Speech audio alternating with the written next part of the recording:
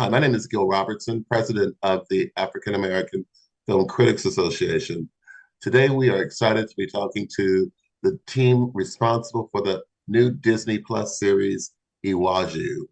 We're going to kick things off by introducing you to the AAFCA members who are on the call today, starting with Nigel Chambers in Washington, D.C., Michael Sewell, also in Washington, Nathan Ashtier in Washington, D.C., Jill Monroe in Los Angeles, Nancy Green in Los Angeles, and also Dana Abercrombie, who will be joining us from New York, New York. I'm going to let you guys do what you do so well, and I'll see you on the other side.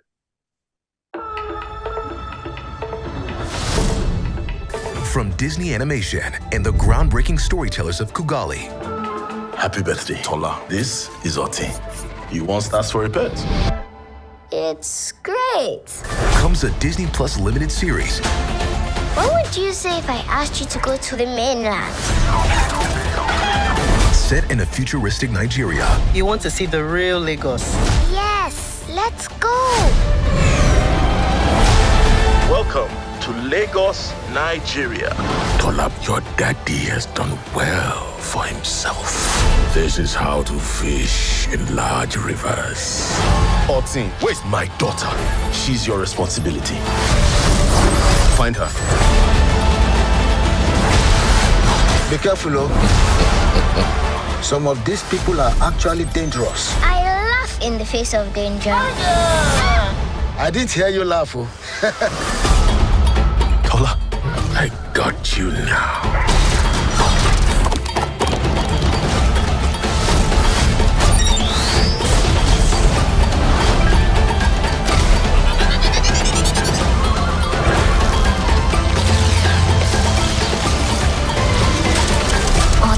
Go!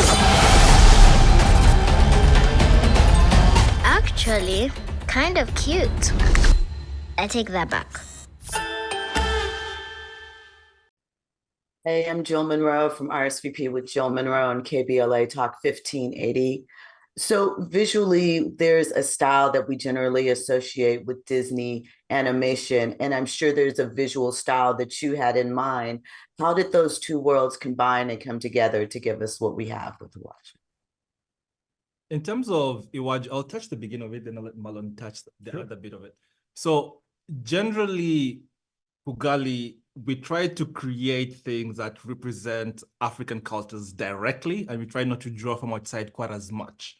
So in terms of this specific world of IWAJU, we wanted to draw a lot of inspiration from Lagos, Nigeria, and the themes of the show. So most of the things we created in the futuristic aspect here were drawn from the Lagos, Nigerian experience, and the characters kind of follow the themes of the show. So for example, Tola is more innocent, more into adventure and so on, just circular shapes. Tunde, who was more boxed into his world, was more square shapes, etc., etc.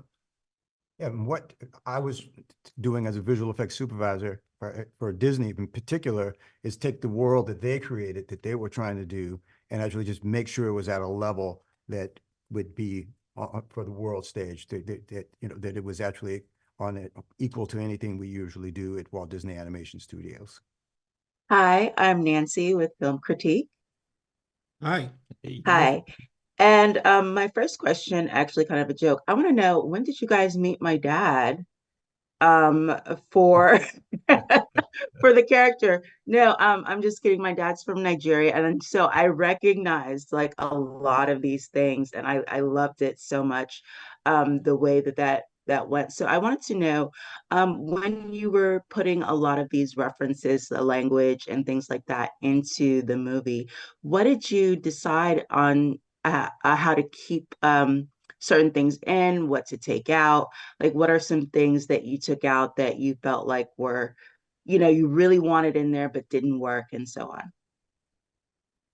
I don't know who to attribute this quotation to, but there's a common saying, story is king.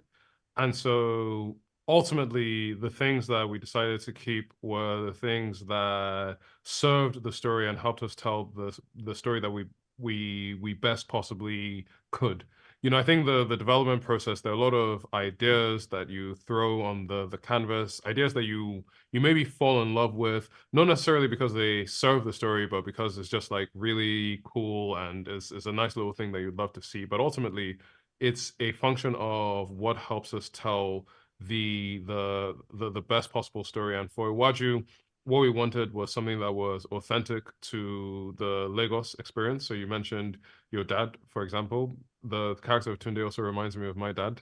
And also things that were true to the themes of the story. So the end product, the final series is a collection of the very best of the medley of creative ideas that we had on the canvas. Well said. Thank you. Thank you so much. And it's beautiful. Yeah, this is something really lovely. It's really unique. Thank you.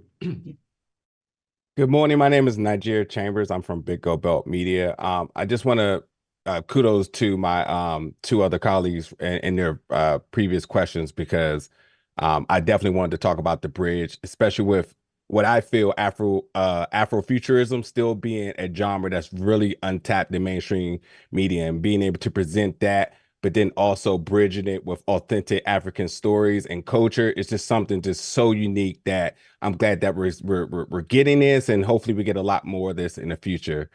But for my question, I wanted to talk a little bit about building your two main characters here in Tole and Kole. And I just think that it's such a unique job of them staying very grounded and mature, but also catering to the adults as well. Talk about constructing some of the conversations, the relationship that the two of them have, that keeps it fun, but also educational.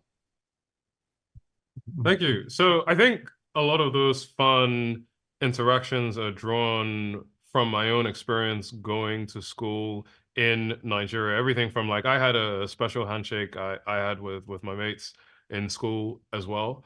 And all the banter is very reminiscent of the kind of banter that we would have. So, for example, Kole makes fun of Tola for being an Ajabota, which is, you can interpret that as being kind of soft in a way, and those were ways that people would tease me. So this is very much born of my own real experience. But I think on a deeper level, Tola and Kole represent two separate worlds. Kole represents the world of the mainland and the world of Nigerians and Lagosians who don't quite have as much privilege, whereas Tola represents affluence. And I wanted two characters that would give people the opportunity to experience life in the shoes of people from these really disparate worlds, but then have that relationship so that we can explore possibilities in terms of how the gap between these worlds can be bridged. Hello, Michael Sowell from Jedi Mike 7 and Team JBS. First off, I just want to say thank you. My family's from Nigeria, and my wife, when she's watching this, she's very new to my culture and everything. And now that we started to get married and have children, that have a show to give to my kids, to like look in terms of the gateway to the culture. Can you talk about the relationship you guys have with Disney, allowing you to be fully authentic, showing the full areas of our culture of Nigeria, the good and the bad and the ugly? Okay, so I think it was really it's a match made in heaven. The fact that Disney Animation Studios is a director-led or director-focused studio. So it always starts with what's the director's vision, what's the storyteller's vision, and then the studio works to support that. So what that meant is, from the get-go, they wanted to know what story we wanted to tell. And they wanted to understand the story. And then using the resources and experience that they have, which we did not have, they guided us into the process of realizing that story. So what this means is, when you talk about the authenticity, from the get-go, they wanted to know, how does this work in Nigeria? We literally had a weekly Zoom meeting called Waiting to Happen. And Waiting to Happen is just pidgin English for what's going on, what's up. And in that meeting, I would just answer questions. Like I wouldn't come with slides prepared or anything. I didn't have any agenda I wanted to show. It's just Disney animators, Disney storyboard artists, the development team, they would just ask questions. So if someone is going to school in Nigeria, what is this like? How do people do this? And that was every week. They just really wanted to understand the culture and then help us tell the story we wanted to tell. So that made the work easier because it wasn't about us trying to fit things into the story that were authentic. It was just, we wrote a story set in Lagos and the main characters are Lagosians. So everything that happens is going to be realistic to what real life Lagos is like. And Disney, with the resources and experience, just showed us how to translate that from the original concept into the final product. Well, thank you so much, and thank you for giving a taste of African culture other than Wakanda. Thank you so much. Thank you. Thank you. Hello, Dana Abercrombie, the Coalition. I'm fascinated by the concept and the theme of greed. We have a villain character where, it started off as why does the less have more, why does the rich have more? So much where there's that wealth gap, and how that concept of trying to make sure that everyone is at an even playing field ends up turning into greed. Why was it important to show not just greed, the downside of that and losing kind of yourself as a person? So if I understand correctly, your question is the importance of showing the negative consequences of greed. Is that correct? Yes. Sure. So I think that from my own personal experiences, in worlds where there's a lot of inequality, oftentimes people who are in a position where they don't have as much have almost a, I don't know if I'll use the word like hero complex, but they have this idea that, you know what, like this world that I'm born into, I don't like it and I'm going to change it. But then when they find themselves in a more advantageous position, suddenly the goalpost shifts, or they change their tune. And I felt it was very important to also showcase that perspective, because you have a character like Pole who is struggling and is still trying to hold on to his morality despite his struggles. But then you have someone like Bode, who oftentimes, especially within the internal team, I describe as a sort of false Robin Hood. He's someone who has also experienced struggle as well. But now that he has had a taste of wealth, he's suddenly forgotten about people. Yes, he will preach it. He will preach the ideas that the world is unjust, but then when you actually watch his actions, you realize that actually he's driven by greed and desire. And so with his character in particular, I just wanted to show how, despite how someone can come from unfortunate circumstances that can actually earn people's sympathy, sometimes when we get a taste of wealth or power, it unleashes the inner greed that exists within us and can send us down a darker path. Sorry. Hi, Nathan Ashe from the Nerd Social. First, thank you for this. It was beautiful and vibrant and rich. I'm looking forward to watching it again with my kids. So I had a question that was sort of related to what Dana was asking. So the series tackles deep themes like class, innocence, and the status quo. How did you balance these heavy themes with the need to keep the series accessible and entertaining for a global audience? Well, I like to put it this way. While we had the story we wanted to tell and those themes that we wanted to explore, but we had Disney Animation, who has literally 100 years of experience telling stories that can be viewed by all ages. And they brought their experience and expertise and guided us into how to tell this story in a way that is accessible to children and all audiences, really. So I would say we've been doing comics before now, and most of our comics tend to be teen or older, but and when we were creating the story at first, we were encouraged, don't take anything out, don't dumb anything down because you think this will not work for a kid's story. Just tell the story you want to tell. When the time comes, we will help you, put it in the right format that will make it accessible to kids. Because we knew that it was going to be for all ages, but from the beginning, we were encouraged to just write what we wanted to write. Ziki, do you want to add to that? No, I think you summarized it quite nicely.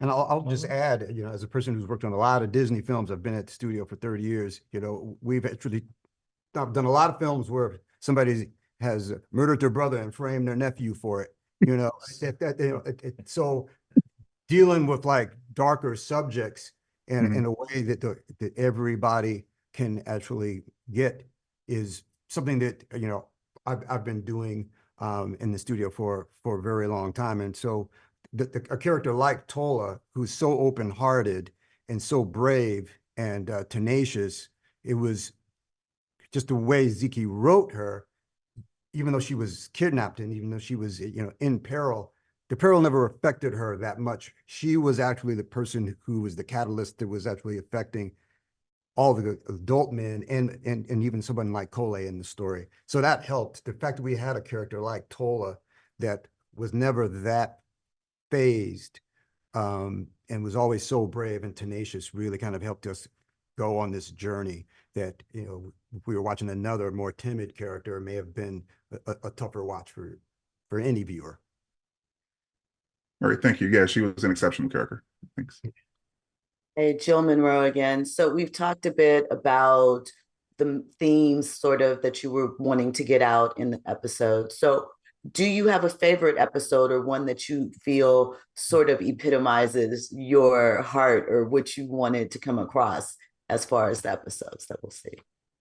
I got one episode, which is not quite a favorite episode, but it captures a lot, at least from the visual perspective, just because I was in charge of the visuals, right? I like that in the final episode, I'll try not to give any spoilers. In the final episode, there is a clash between the two sides, and it's very visually clear between the two sides, what side is what side, and you can follow everything very well. And I like how we achieved that. And there's actually a shot that actually shows the physical clash between the two sides, because it's a futuristic world, it explores the future, and you can see the kind of themes of the one side is using futuristic elements and antagonist side using futuristic elements, and you see those actually physically clash. And I like kind of the messaging of that and the visuals of that as well. So that gave me a bit more bias towards that episode. I think for me, it will have to be episode 3, just because, first of all, my favorite scene is in episode 3. It's the flashback where Kole and his mom go to meet Buddy. I love the lighting. I love the camera angles. I love the ominous presence Buddy presents there. But in that same episode, we have the market scene, which has the song playing in the market scene is my favorite song in the soundtrack. And I think overall, personally, for me, it would be episode 3. Yeah, I don't have a specific favorite episode, to be honest. And I'm not saying that to be diplomatic. There are just various moments in the show that speak to not only my childhood, but my lived Lagos experience. I remember I was watching a scene with Ray Olunuga, the composer, with Sunday. And, Ray mentioned that, like, man, like, Sunday is like, I know that guy. I feel like I know that guy. And those are the things that really satisfy me when I watch the show is feeling like this is coming from a memory, even though it's not really. I agree with Ziki. It was really hard for me to come up with one episode that stands out, because I really kind of made this as a visual effects supervisor, a storyteller, as a serialized feature, because you can watch it all in the time it takes to watch a movie, even though it's a series. But I also agree with Tolu. There's something about episode 3 that actually has a lot of the world building that Hamid, had created. We got a lot of things, the way people use KKs as elevators to go, and we go to the marketplace there. We really see both of the Lagoses that we created for this world are very much on display in episode 3. So that has a soft spot for me, but I just love them all. Amazing. Thank you. So thank you guys for joining us today. On behalf of the world's largest group of Black film and TV critics, we thank you for taking part in this edition of AAFCA Roundtables. Have a great day. Hey, Thank thank you. you. Thank you very much. Good to see you. Absolutely. Thank you. Congratulations. Thank you. Right. Thanks, everyone.